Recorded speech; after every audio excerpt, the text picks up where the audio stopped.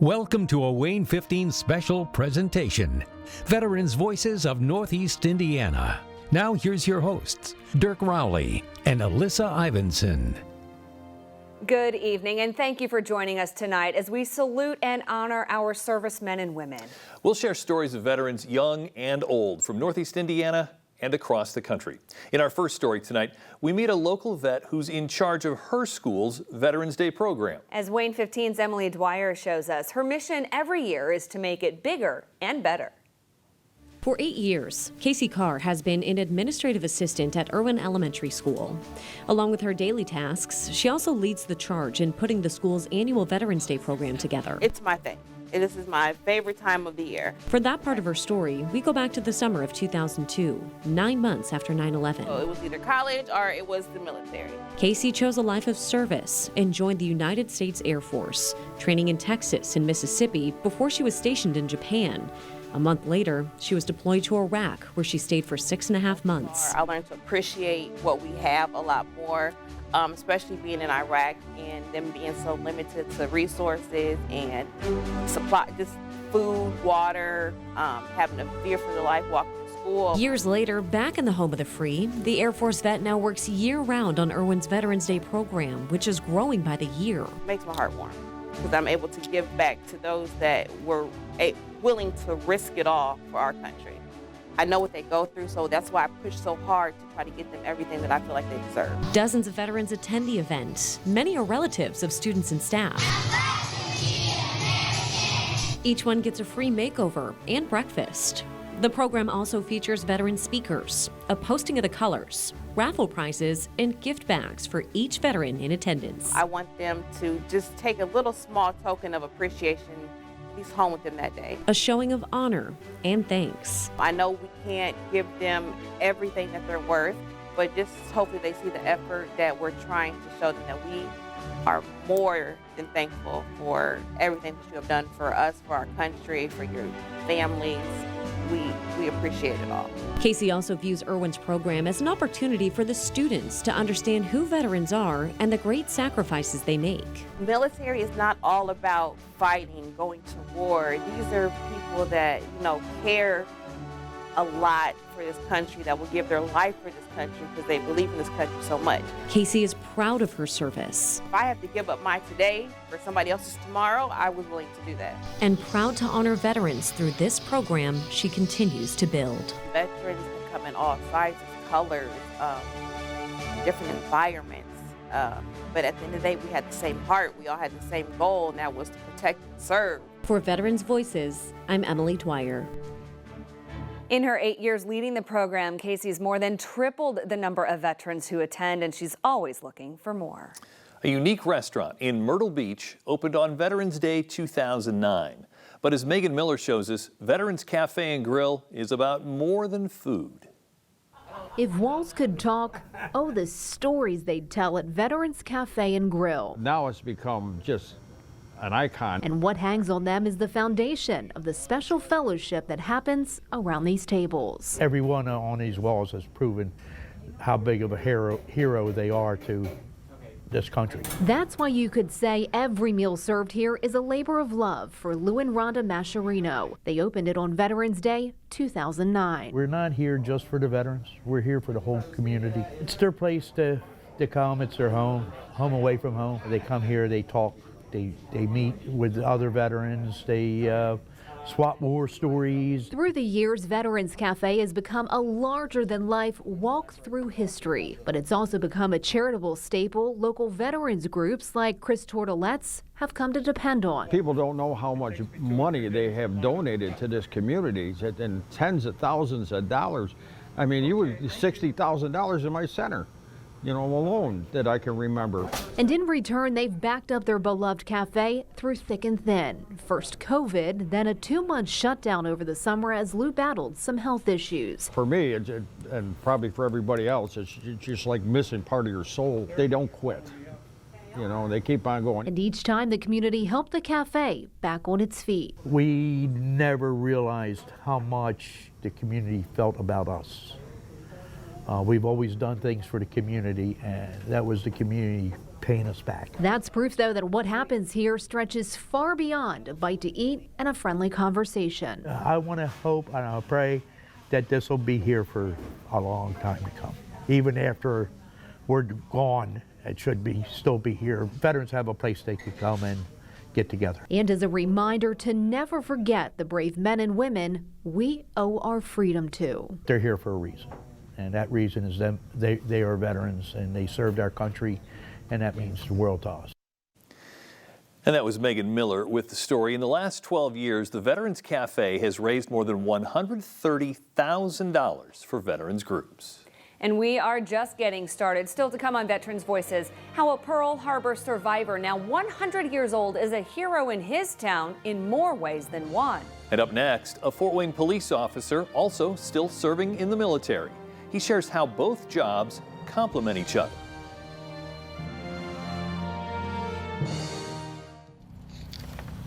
There are over 58,000 names on this memorial, and if it could talk, all the men and women listed on this wall would have a story to tell. I'm Adam Brower, and on behalf of Honor Flight Northeast Indiana, I want to personally thank all of our veterans for their service. In tonight's Veterans Voices program, we want to continue that storytelling, giving you insights from our veterans and their journeys to Washington. We have told these stories from various viewpoints over the past few years, with one very important goal in mind, the goal of encouraging our veterans to sign up for their free Honor Flight trip. We're here to remind you, whether you joined on your own or were drafted, regardless of your duties or where you served, you are important. We're grateful for your service, and by doing your part, you too are deserving of this gift. You played an important part in defending our freedom. You deserve more than this hour tonight. That's why we want you to take this opportunity to sign up for your well-deserved free trip to Washington. Sadly, because of the pandemic, in March 2020, the National Honor Flight Network announced the suspension of all flights. For our hub, that consequently affected 6 full flights of veterans. After several unforeseen logistical issues forced us to suspend 2 more flights this fall, we're filled with hope for 2022, and we're preparing for a full flight season next year. Our plans include 3 flights in the spring, April 27th, May 25th, and June 15th. We will fly again. We will get our veterans to Washington. So, if you're close to a veteran tonight, please pass along our thanks and show your appreciation. Ask them if they've been on their honor flight. If not, you can help them register for their trip. Signing up is easy and free. Just visit our website at hfnei.org, and at the top you'll click on Apply Now. Tonight we bring you several new stories, but from a different perspective. Some distinct views from our volunteer guardians, unique people who were assigned to a veteran either because of a specific issue or maybe they didn't have a friend or family able to join them. Tonight we take a trip to Washington through their eyes, from what they saw and the stories they have of our veterans. Honor Flight Northeast Indiana would like to thank the James Foundation, Three Rivers Federal Credit Union, and all of our sponsors for making tonight's show possible.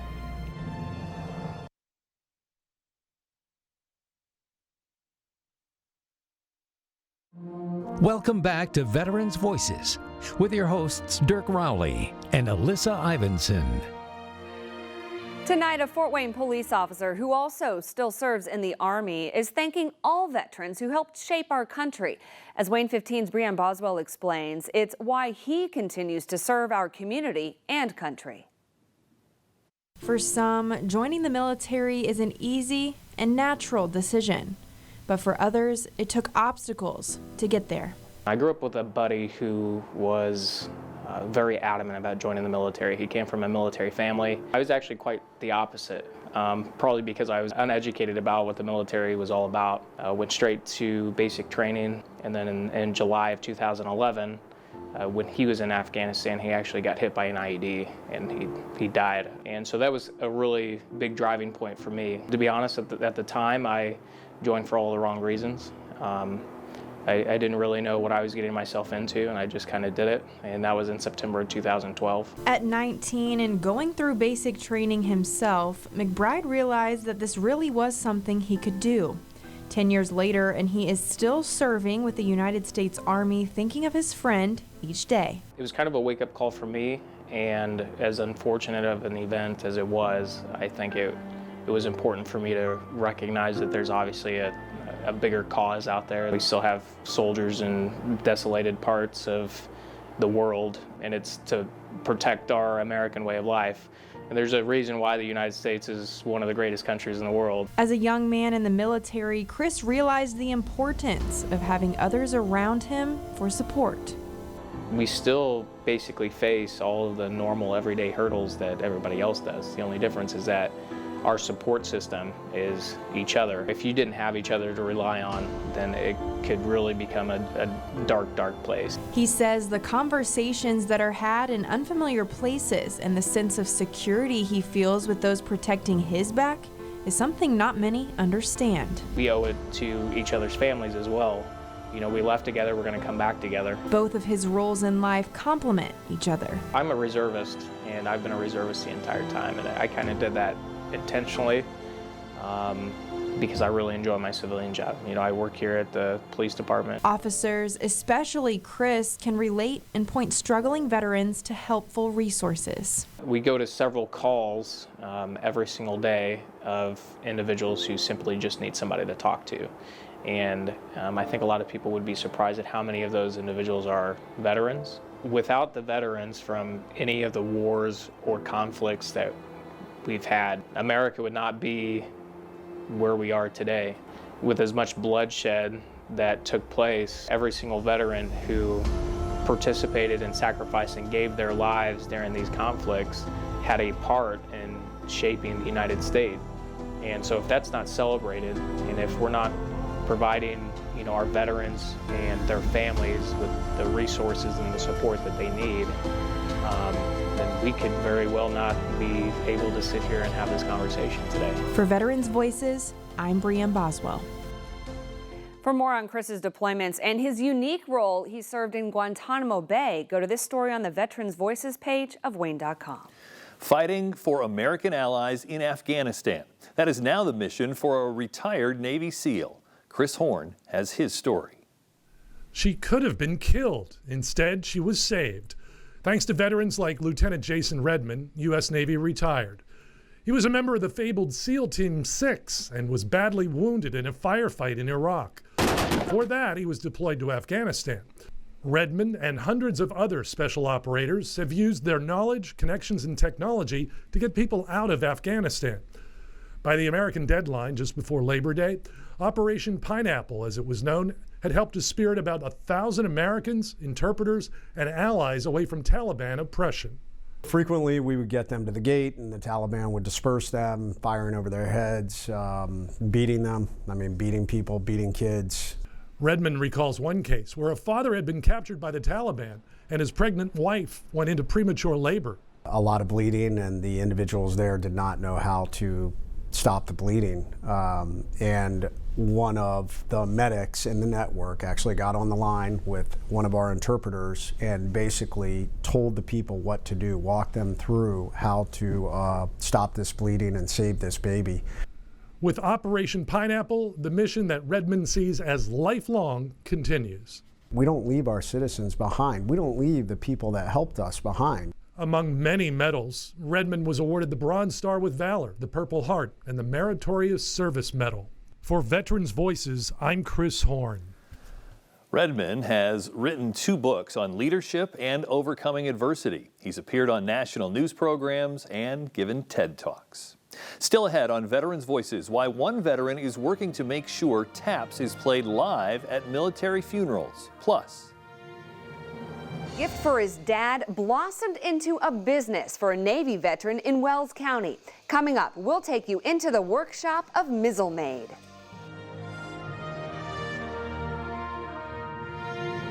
Our flight number was number 32, and John McLaughlin was my veteran.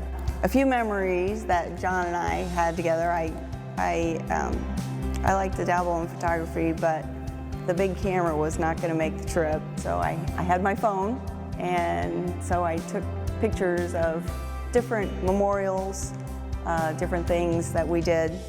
All right, this is my favorite picture with John. We saw some scooters, I know Dennis would not approve of this. And I said, John, come on, let's do a fun picture, come on. And so he jumped on the scooter with me, and we had a person take our picture, and we both laughed about this one. Our first stop at the World War II Memorial. We all piled off the bus, and we were immediately met with people, all ages. I was so impressed with small children, teenagers, as well as people in their 20s, 30s, and up, that came to thank him for his service. The times that we would be walking and we could see other guardians with their veterans, and they would be in wheelchairs, and they were sharing a moment, talking about maybe it was someone, or maybe it was something that had happened during their service, but you could tell that it was an emotional time for them, but it was a very precious time. I would tell any and every veteran that they are worthy of going on a trip to honor others like themselves that have faithfully and selfishly served the country, that it will be an experience of a lifetime. And if they could just bring themselves to accept the gratitude that so many people have for them, they would never regret it. Honor Flight Northeast Indiana would like to thank the James Foundation, Three Rivers Federal Credit Union, and all of our sponsors for making tonight's show possible. Welcome back to Veterans Voices of Northeast Indiana with your hosts Dirk Rowley and Alyssa Ivinson. The American flag stands for a lot of things. The Navy veteran behind Mizzle Made hopes when people look at his flags, they think of a country united.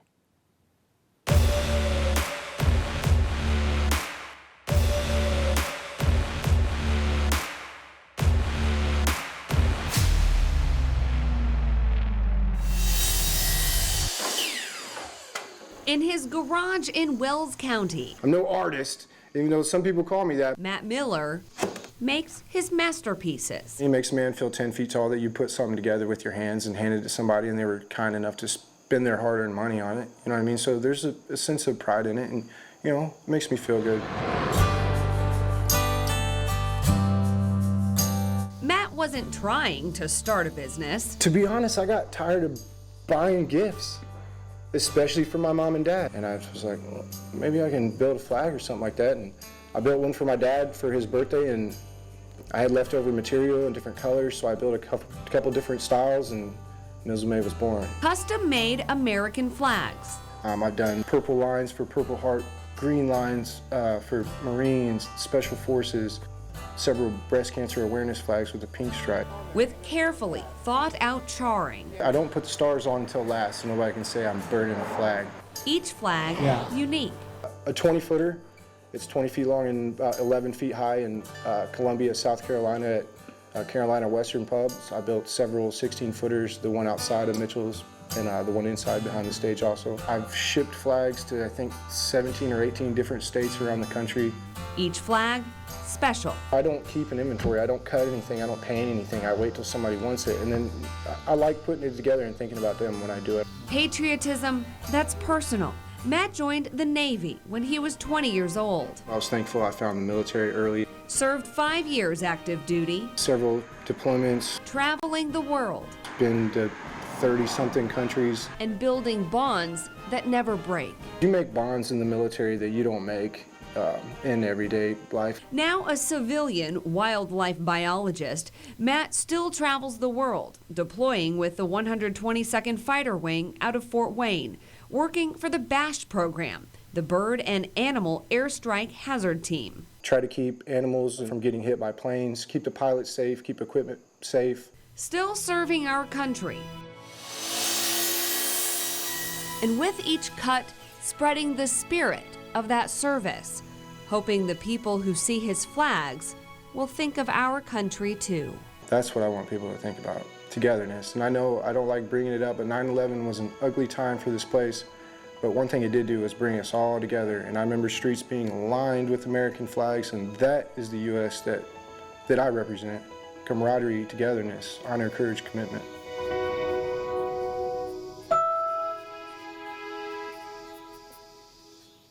You can see how to order one of Matt's custom Mizzle-made flags in this story on the Veterans Voices page of WANE.com. Well, up next, a World War II veteran is a hero on many levels in his Colorado town. We'll meet George Blake. And later, 2 decades of digging to make sure every veteran who earned a Medal of Honor actually receives it. Stay with us. We were on the October flight. I think it was flight 34. And so I was a guardian for William O'Dear and his brother Les O'Dear. It was kind of like meeting somebody new, but yet knowing that Bill was a Marine. That kind of was a little bit easier for me because me myself being a Marine, and we had something in common already. So we talked a little bit about what he did, and when he was in Nam and things like that, and compared to the little stuff that I did when I was in. So we had a little bit of a already a bond already, I would say, because of being in the Marines. So I think the whole day, just being able to go there with somebody, knowing that I was able to make this trip possible for them, because if they wouldn't have found a sponsor to go with them, they probably would not have been able to go on this flight. So just being able to be there for them made a difference for me. Hey, I made a difference in somebody's life today. As we were getting to the airport and we were starting to get up and exit the airplane, you could see some of the excitement, like I said before, that they were wanting to get out there. Unfortunately for us that day, it was raining, so we did run into some rain, but I don't think it dampened anybody's spirits. I seen excitement. I think some of them have probably never gone there, and they were excited to go see these monuments that were made in their honor in the wars that they fought in, especially for the Vietnam veterans. They didn't have a homecoming like most other veterans did. The way I look, they were kind of outcast because of the Vietnam War, and it was not a very popular war in that day and age. So to go there and see like the wall and things like that, the Korean Memorial, and those things that were there for them in their honor. I think they were excited to see those kinds of things. If you have a chance and an opportunity to go, take that opportunity, because it might not come back. Every opportunity, don't let it pass by. There were some friends that you may have lost that you were in your unit that went and you didn't. So to go pay respects to them and say, hey, I knew that guy right there, I would say go. If there's a chance to go, go. It is a day that you'll never forget. Honor Flight Northeast Indiana would like to thank the James Foundation, Three Rivers Federal Credit Union, and all of our sponsors for making tonight's show possible.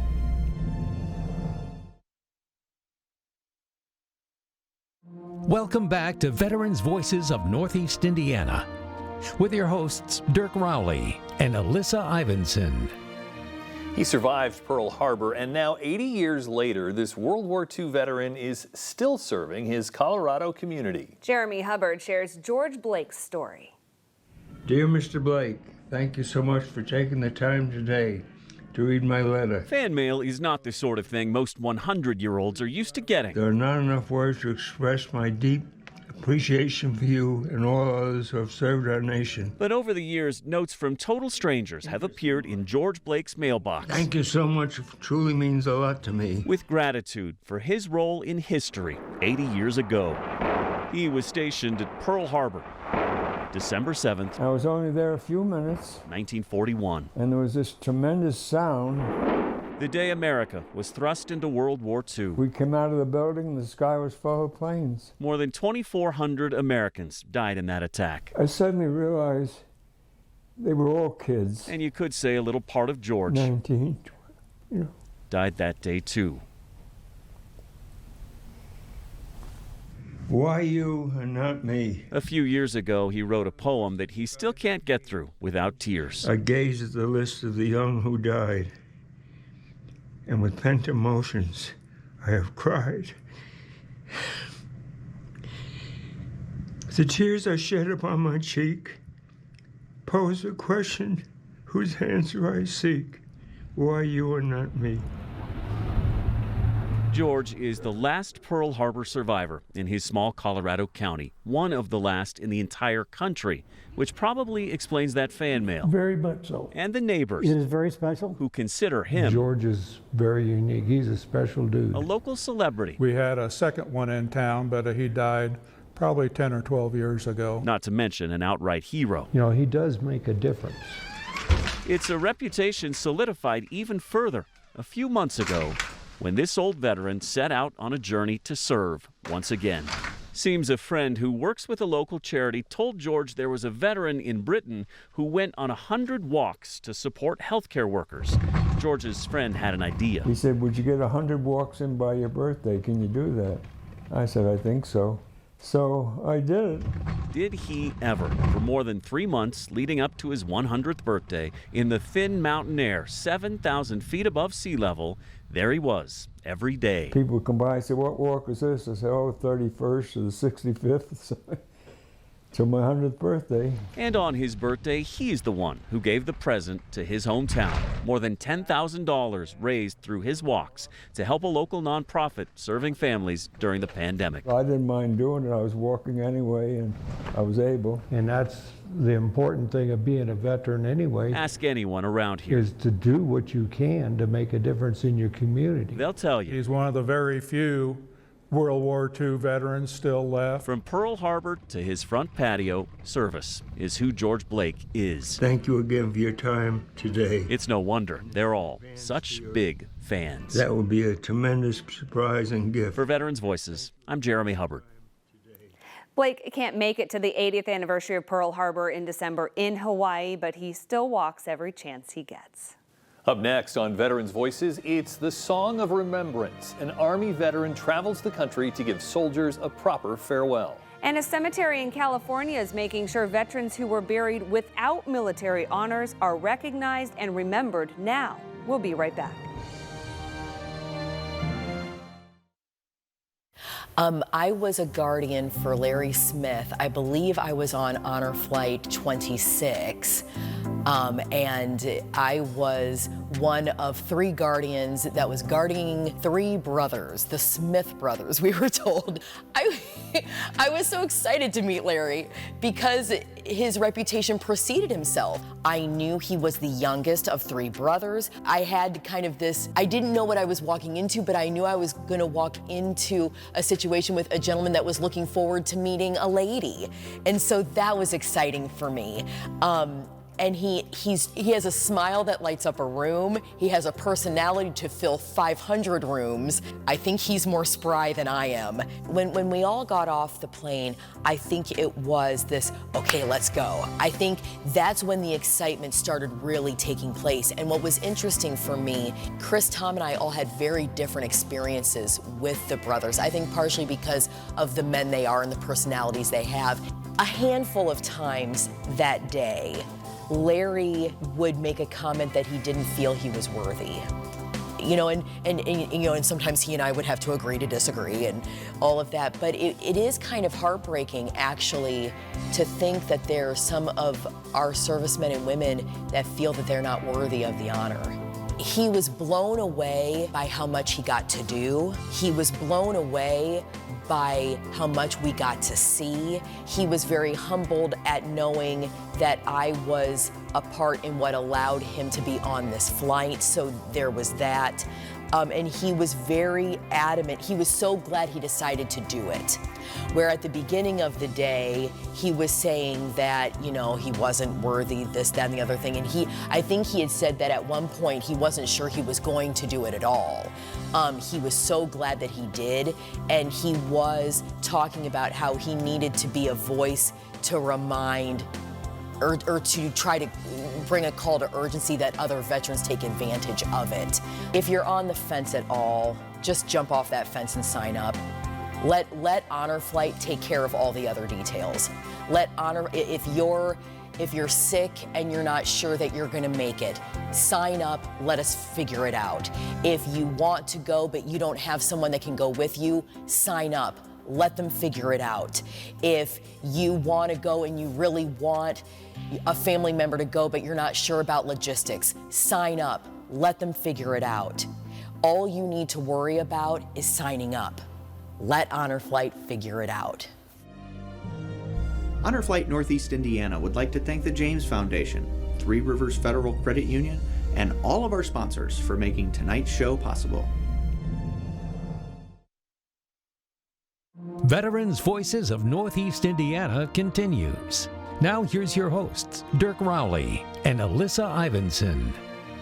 A cemetery in California is honoring veterans who lost their lives but have no families to claim them. Jeannie Nguyen shows us a special ceremony for unaccompanied veterans.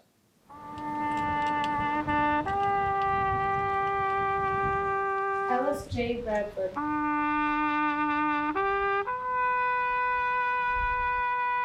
Thomas M. Fries. Name? Joseph A. Giesman. After name? Ralph D. Tatum, Staff Sergeant, U.S. Army, World War II. These veterans are finally getting the recognition they deserve. This ceremony is to honor those veterans that came here that never got their military honors. For whatever reason, these veterans have unfortunately been forgotten. No family, no one to claim them, no one to be there to say a final goodbye. Aim. That all changes right here at the Sacramento Valley National Cemetery with one last ceremony to honor each veteran and all they stood for. We are now their family, basically. Stephen Bound, We accept this flag as a symbol of our appreciation. a member of the American Legion out of Healdsburg, is accepting the burial flag for these veterans. It's emotional for me that these veterans don't have families. And that emotion is something Ron Collier is very familiar with. He's a volunteer for Missing in America Project, an organization that identifies the remains of unclaimed veterans and brings them to a national cemetery. I had 3 veterans that I found in Sonoma County that I brought over here in July of 20, and they were given their military honors. For these 3 veterans, these honors have been waiting for them for a long time. They had been sitting on the shelf for about 20 years. Nobody had claimed them, and I claimed them. I become their last family. Even though these veterans may be unaccompanied, these headstones show that there's a person behind each name with a story and possibly a family that never got any closure. We have had some people come forward and say, that's my uncle. I had no idea it was my uncle is buried here. That's part of the reason ceremonies like this are held at this cemetery, for families to get one last reunion. It's just very heartwarming to know that they found someone that probably was lost. And while reunions may not happen often, ultimately, it's about giving that veteran peace. It's to help our veterans to find a final resting place.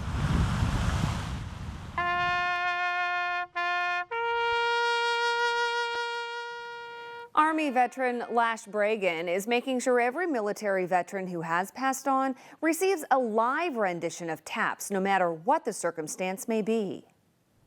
At military funerals, it's very rare for you to actually get a live person sounding taps. You'll have a soldier there, if you're lucky, holding a bugle, and inside the bugle's an insert, and they push play, and it's a recording. He set up a Facebook page to get the word out. Now he travels the country to give soldiers a proper farewell. Coming up on Veterans Voices, the heroic actions of the men and women in the Pentagon when the 9/11 attacks hit. And forgotten valor, forgotten no more, thanks to 20 years of combing through the record books. Stay with us. My name is William O'Dear, prefer to be called Bill. There's a little apprehension, meeting somebody you've never met before, and everything was new. We're going on this flight, but Steve was warm and open and welcoming.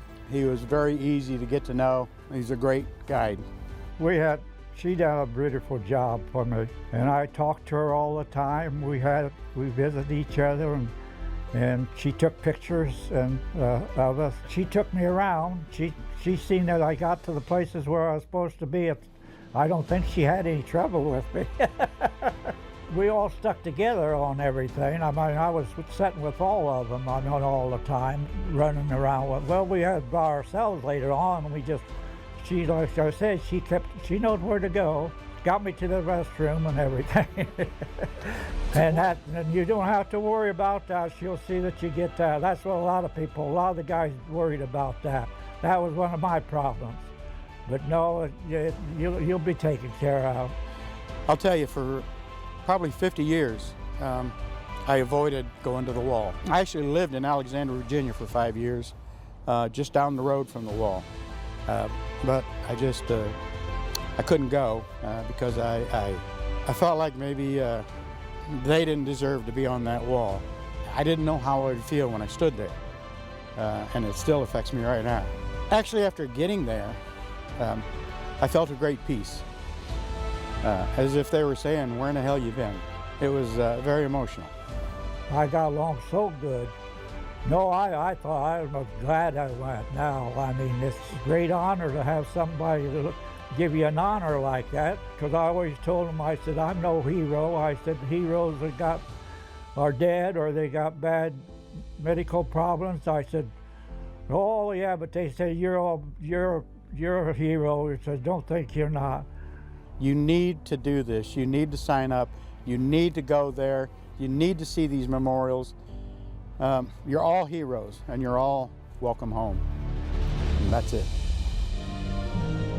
Honor Flight Northeast Indiana would like to thank the James Foundation, Three Rivers Federal Credit Union, and all of our sponsors for making tonight's show possible. Welcome back to Veterans Voices of Northeast Indiana with your hosts Dirk Rowley and Alyssa Ivinson. When the Pentagon was hit by a hijacked plane on September 11th, the building and the people in it never stopped working. John Rogers shares the story of one Navy veteran who answered the call to respond. On September 11, 2001, Daniel Fall was a second-class petty officer working for the Secretary of the Navy. His office was at the Pentagon, and at 9:37, the world stopped. I heard a loud explosion. I stopped. My ears were ringing terribly. People were scrambling. Some were what looked like burned. Uniforms were tattered, soot marks. Fall and thousands of others made their way to safety, but sadly, some of his friends didn't. They were killed in the terrorist attack. Undeterred, Fall and many others went right back to work the next day, while firefighters were still on the scene. The building never stopped operating. Fall spent 3 weeks in the shadow of the Trade Center's ruins, helping doctors and first responders. What makes us great is that it's in those moments that we that are still here rise up, and what we like to say in the military, stand in the gap. That dark day will forever stick with Fall, but he doesn't focus on the negative. He remembers it as a time when the military stood up to a challenge and succeeded. For Veterans Voices, I'm John Rogers. A Colorado man has spent the last 2 decades compiling a database of every U.S. military member to earn the most prestigious awards for valor. His hard work has led to some big surprises. Jeremy Hubbard explains. Army veteran Mark DeVille decided to Google himself at the urging of a coworker a few years back. He found a huge surprise. And it came up a recipient of the Silver Star, and I said, well, that's not me. And he said, no, go ahead and read it. And so I read it, and I'm like, wow, that is me. Turns out he had earned one of the highest honors for valor in combat and never even knew it. That's why I do it. That's exactly why I do it. Might never have known it if not for this man. It feels very good. Who's made it his life's work to make sure heroes get the recognition they deserve. Doug Sterner spends as much as 16 hours a day compiling a massive database on a website called Home of Heroes. He's documented some 275,000 recipients of the nation's highest military honors. Silver Stars. For more than 2 decades, he's combed through thousands of files, folders, and documents, tracking down what he calls forgotten valor. No idea. And that research has changed Mark DeVille's life. It was describing our firefight in 1984. Turns out he was involved in a 45-minute shootout at the DMZ 37 years ago as a Russian man attempted to defect across the border. He crossed the line and he was chased by North Koreans. DeVille and his unit saved that defector's life, an act of bravery that earned him the 3rd highest award for valor, which he only discovered when that Google search led him to Doug Sterner's website. It is pretty cool. Forgotten valor, forgotten no more, thanks to this veteran who promises to remember. For Veterans Voices, I'm Jeremy Hubbard. Still to come, making sure veterans don't go hungry and don't become invisible. How 2 nonprofits are teaming up in Fort Wayne to give hope to heroes. And later, a Huntington native makes her mark on military history by cracking codes in the World Wars. When Veterans Voices continues. Dear Don Adam, I'm so excited that you get to go on the honor flight. You were chosen out of the many brave men and women, and I'm just so excited that you were chosen. Thank you for fighting. You deserve to go on the honor flight. Because of you, the world is a better place. This will be an amazing experience you'll never forget. Thank you again for everything you've done. Emma Elkins. I was on flight number 26 on October 25th, 2017 with Marie Vance. She was 94 at the time, so she was living in an assisted living facility, and she was mostly wheelchair bound, but she was excited to do this.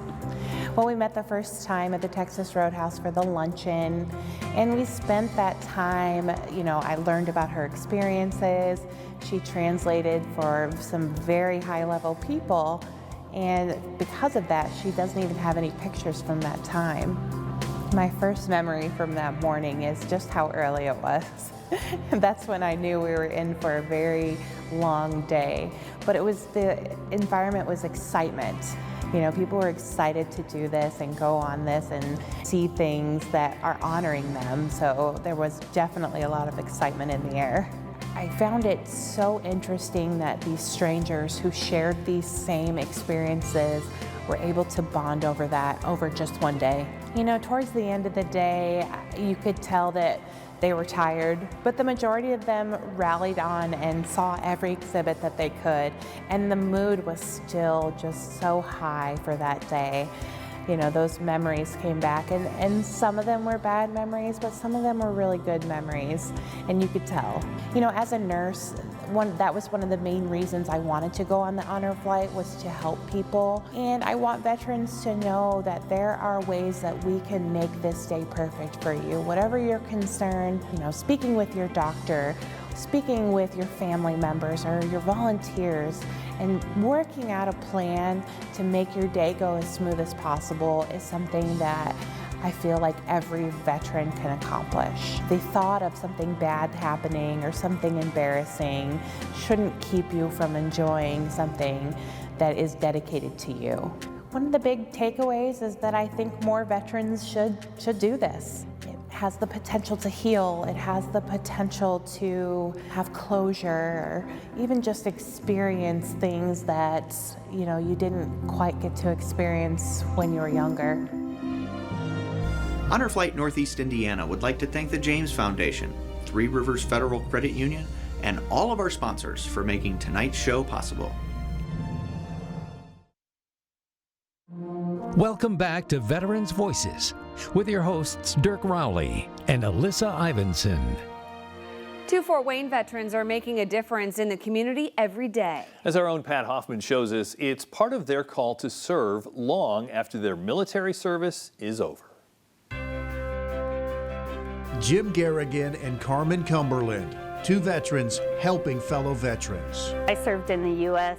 Navy from 88 to 93. Went in 1981, stayed in until 93 when I medically retired. During that time, my dad got terminal cancer.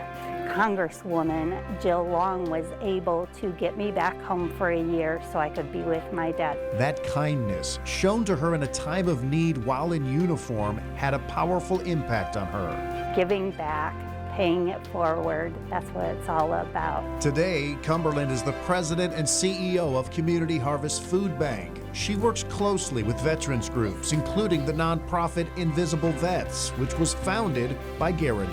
And our goal was simply to bring dignity back to those who served. You end up on the street for whatever reasons you did after serving, and the Invisible Vets parts come from, they ended up invisible. The partnership really ramped up when the pandemic hit. Carmen's program just blew up for the need, and they were taking care of everybody. But those who were homebound, veterans that they weren't able to reach, we picked up food. It's not widely known, but that food is available to all veterans and active military and their families. It's called Hope for Heroes. It began in 2016. This is just, it's phenomenal. What we wanted to do was help veterans who are in transition, whether they were being deployed, coming back, whatever the situation was. Wow. Veterans select 100 pounds of nutritious food a month. Especially cereals and things like that cost so much right now, really helps a family. And this isn't just veterans. This is widowed spouses. This is family members of a veteran, and we make it very, very easy for them. You literally walk in, give a proof of service, and within those microseconds, you're out here shopping. They've done a great service to us. They're the reason we're standing here today, and shame on us if we can't help them. That was Pat Hoffman reporting. Carmen stresses that need can arise from a number of reasons, big or small. Up next, this native of Huntington cracked codes in World Wars I and II, why we're just now learning about Elizabeth Smith Friedman. And a mission of music when Veterans Voices continues. When I first met my veteran at Fort Wayne Airport, I was very humbled and overwhelmed to meet him. I was nervous because I didn't know who he was, but he was a very pleasant man. Glad that I was his guardian on this flight. I learned a lot about him and his service in the war. Okay, my dad, we had talked to him many times about going on the honor flight. He really wasn't sure of himself. And maybe I wasn't so sure of myself either. My brother lives in Florida, and him and his wife both are in the military down there. So, but they're in Florida, and I'm here. And my dad at the time was 91. My mom was 88. She had just had hip surgery. I think I kind of doubted it myself that he would be okay. When someone volunteered to take him and they kept on him from the honor flight, then it all worked out that there was somebody to take him. It started making sense more to me that why he should go, and we got it all accomplished then. He was a very nice, humble man, very stubborn too. Didn't want to actually go, but he went. He told me about his family, his daughter and his wife, told me about them, and then he told me a little bit about his service while he was in the Navy. Told me about Normandy Beach, which was very interesting. With Milo and a lot of the other veterans, I could see that they really enjoyed it. They were taking in all the sights. A lot of them were a little overwhelmed. Some of them got emotional, which is expected, but I think everybody enjoyed their time there and really enjoyed the experience. He was ecstatic. He can't talk about how great it was. He was willing to give up some money and send it over there and donate money, and willing to talk about it and talk a lot of different places and make posters and pictures. And yeah, he was all out there then. He was all game for it and supported it wholeheartedly. You were in the service, you're always worthy of going. It doesn't matter if you served across seas or on stateside. You've got that entitlement to go and experience it. Honor Flight Northeast Indiana would like to thank the James Foundation, Three Rivers Federal Credit Union, and all of our sponsors for making tonight's show possible. Veterans Voices of Northeast Indiana continues. Now here's your hosts, Dirk Rowley and Alyssa Ivinson. Here in Huntington, they've celebrated veterans for decades with Memorial Park, and this summer, they celebrated a new name, Elizabeth Smith Friedman. She was born in Huntington in 1892, the youngest of 10 children. But she left Huntington and was one of the few women of her time to go to college. Well, what I've learned about Elizabeth Friedman is her vast contributions to the entire field of cryptography. She had a love of Shakespearean literature, and she got involved with a project on code breaking around Shakespeare. That's where she met her husband. He was also a code breaker. Together, they've been called the Adam and Eve of the National Security Agency, or the NSA. And after a period of time, realized that there really was no cipher in Shakespeare. So she took her talents and her abilities, and she served during World War I, working on breaking codes for the entire federal government. Not only did she break codes, she trained other code breakers at the time. When the war ended, she went to work for the FBI and the Coast Guard to intercept rum runner codes as gangsters tried to smuggle alcohol into the U.S. She was the only woman who worked for the Coast Guard at the time, and she had a very small team, and they used the rather new science of radio triangulation to break the codes and to locate the ships that would lay offshore full of alcohol ready to unload. And she was asked to testify in some high-profile trials. One of them in New Orleans had 25 defendants. One of the defendants was named Capone. She was so effective, at one point the mob had a hit out on her. Surviving that, she joined the effort to fight the Germans in World War II. Using the same techniques as a civilian for the Navy, she caught spies on the East Coast and in South America who were radioing encoded U.S. ship departures to German U-boats, waiting to sink them as they crossed the Atlantic. She saved American ships and American lives. One of the ships that she saved in crossing the Atlantic was the Queen Mary, which at the time was serving as a troop ship. So she may well have saved the soldiers that went on to fight at D-Day in the Battle of the Bulge. The code work that she did during World War II was for the FBI, and the FBI director, J. Edgar Hoover, did not want it to come out that this middle-aged woman, about 5'2", was breaking the codes for his FBI agents. That was just more than he could stomach, and so he really deliberately erased her from history. But that has changed. And so while her work is adjacent to military service, we thought it was fitting to have the memorial marker for her here on the outskirts of our Veterans Memorial. She really could have been a very ordinary woman. You know, we're all good Midwesterners here, and we struggle to brag on ourselves, but she is a great example of hard work and determination, and recognizing that, you know, out of a small place like Huntington, somebody can make a real difference in the world. Elizabeth Smith Friedman has received more accolades in our time than she ever did in hers. In 1999, she was inducted as a charter member into the NSA Hall of Honor, and then earlier this year, PBS aired a documentary on her life, The Code Breaker, which was based on this 2017 biography, The Woman Who Smashed Codes by Jason Fagon. In its review, the New York Times said not all superheroes wear capes, and Elizabeth Smith Friedman should be the subject of a future Wonder Woman movie. Great story. Up next, how one man's passion for music turned into serving his country when we come back. I was on Flight 31, and Jesse Dedloff is my veteran's name that I was so fortunate enough to be a guardian for. Some folks hadn't been on an airplane in a long time. I heard a few people talking about, you know, they had been on a plane in 20, 30 years. You know, this experience was not like a normal flight. So it was a lot more attention to making sure everybody was very comfortable. I think the attention to support the veterans and having them appreciate such a powerful day for them, a lot of effort was put into it. It brought tears to my eyes to see him with the smile he had and everyone he wanted to shake his hand and thank him for his service and appreciate everything that he had done for our country. It could have kept going on, and I think he would have enjoyed it. You know, as we came out and all the people were well, I have to tell you, the one thing he really did appreciate was when we were back in DC before we got on the plane and all the fun music was being played and the dancers, and he got a big smooch on his cheek. He thought he was top notch. You know, he just felt that was really the cat's meow, that he had a beautiful young lady want to give him a big kiss. We went to the Women's Memorial, which is right outside of Arlington. And there was a young woman, not young at that point in time, she served like 2 years after Korea, I believe. And she was being honored at the Women's Memorial, and she was a Marine.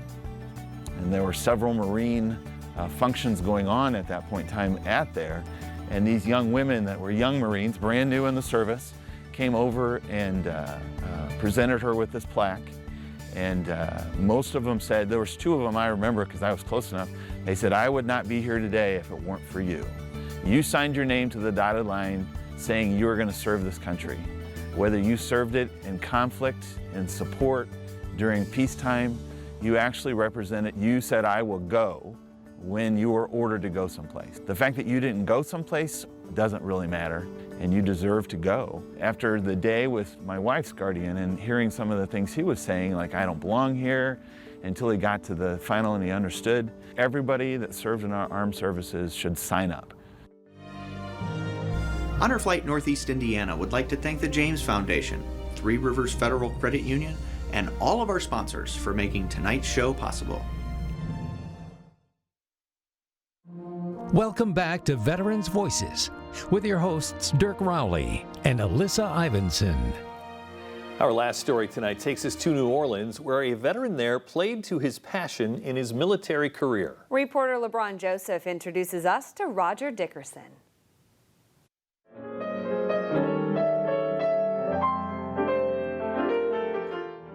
I started when I was very young. I would have to say before 4 or 5 years old. At a young 87 years old, the man in the piano key suspenders is composer and music educator Roger Dickerson. Dickerson reflected on his early days of playing music in our city. And there were musicians who lived in my neighborhood. We had a piano in the house. And so music was everywhere for me, is what I'm saying. Dickerson is a multi-instrumentalist who played piano but also French horn and baritone horn, which led to an undergraduate music scholarship at Dillard and a master's degree from Indiana University. Upon graduation from IU, he was drafted into the U.S. Army, playing in the 44th Army Band, a job he took to heart. You're serving your country, and we all were trying to do it the best that we could in what we did. We were musicians. Dickerson and the Army Band spent significant time in Heidelberg, Germany, playing for everything from officers' events to marches. Roger Dickerson's brilliance as a musician, teacher, and composer would be heard for generations in festivals, compositions, and endless projects. What's not lost on Dickerson is the service he gave to his country during his Army years. I could see, very well a sense of, having made a contribution to something very important. And lifelong friends from the 44th Army Band as well.